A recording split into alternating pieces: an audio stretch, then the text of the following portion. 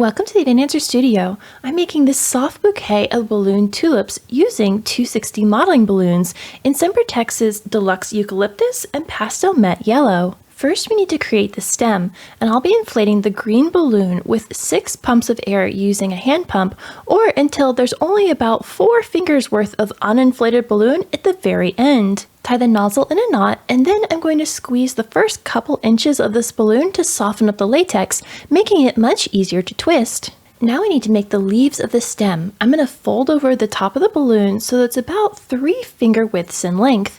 Then I'm going to pinch the nozzle of the balloon against the side of the balloon that it's touching and twist it a couple times. Then to secure this in place, simply tuck the nozzle through the center of that twist so it won't come undone. Make a second leaf by folding the end of the balloon back towards the twist we just created so that it creates another leaf about 3 finger lengths long. Pinch and twist the balloon right over the top of our last twist to create the second leaf. Now I'm going to do this a third time in the exact same way, folding it over, pinching it down, and twisting it, making sure I'm always twisting the leaves in the same direction. Rotate and arrange the leaves so that the 3 sides are all facing upwards, as that's where we're going to attach the flower section of this design. The very end of this 260 may still be a little uninflated, and you can either leave that, or you can squeeze the length of the balloon, pressing the air down into the tip so that it's nice and rounded on the end. To make the flower portion of the tulip, inflate the yellow 260 to 4 pumps of air with the hand pump, tie the nozzle off in a knot, and then nestle that end right in the center of the 3 leaves of our stem. Secure the 2 balloons together by wrapping the nozzle of the yellow balloon around one of those leaves, and when you let it go, it should disappear down into those leaves. Make a bubble that's 4 fingers long by pinching and twisting the yellow balloon. Fold the yellow balloon over onto itself and make a second bubble of the exact same length. You can compare this against the first bubble to make sure they're about the same size. Now we're going to tuck that twist under one of the leaves to secure it in place so it won't unravel. It can be helpful to rotate the yellow balloon as you tuck it around that leaf so it doesn't get stuck. I flipped the flower over so that the balloon is in my dominant hand, squeezed the balloon so it's nice and soft, and then made another bubble that's 6 fingers in length. Make a second bubble to the exact same size, and then tuck the smaller pair of bubbles underneath the larger pair. We're going to secure the end of this large bubble under a leaf again by wrapping it around the underside and bringing the tail of that balloon back up towards the flower.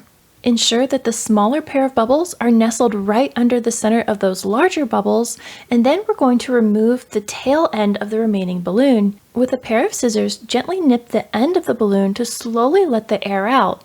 Then take that tail end and wrap it around a couple of the leaves, through the center of the tulip, and then maybe around one more leaf to make sure it doesn't come undone.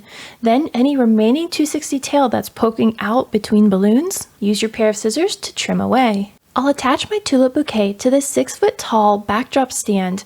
Now I'm going to accent this backdrop with the sweet vinyl saying and place the flowers underneath of it. Starting with a group of 5 flowers, I'm going to center that grouping right in the middle of the backdrop stand, fanning out the flowers but holding all of the stems about 8 inches down, and that's where I'm going to attach them to the backdrop stand.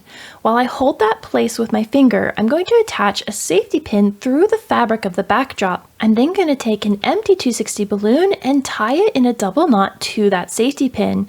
Now I'm using a safety pin because my backdrop is stretched fabric over a metal frame.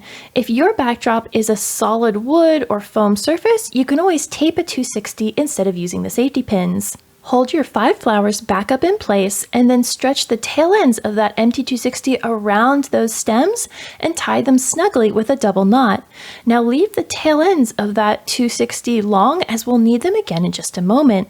To hold the flowers steady on the wall, I'm going to place a second safety pin directly below the first one, about 6 inches down, tie an empty 260 balloon to this safety pin, re-straighten out my flowers so that they sit right in front of that safety pin, and wrap the 260 around those stems, tying them off with a double knot. Next, I'm going to layer on 3 more tulips to the right-hand side, making sure these flowers are slightly lower than the ones behind it, and tying these stems in place using the 260 tails from that lower tie point.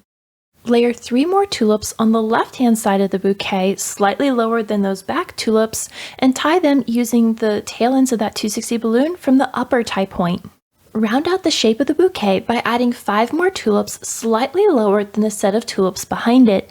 Then take an empty 260 balloon and wrap it around all of the stems, pull it nice and snug and tie it in a double knot about 6 inches down from the leaves of those front tulips.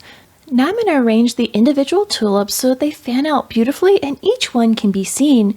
You can pull up or press down on the stems. You can also slightly bend the 260 stems to give them a nice little curve. Once you're happy with the placement of the individual flowers, I'm then going to tie the upper flowers directly to the backdrop so that they don't flop forward. I hid a safety pin behind one of those topmost flowers, tied a 260 balloon to the safety pin, and then I took the tail of that 260 and wrapped it around one of the leaves of the flower right in front of it and did the same to the flower right next to it. This will help support the upper portion of the bouquet, and you could do this to any flower that you wanted to hold in a particular spot.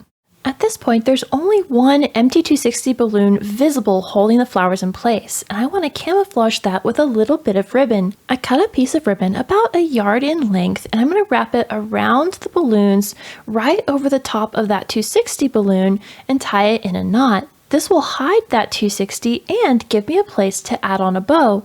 Now you can tie any kind of bow you like. I just made a simple one here using the same ribbon.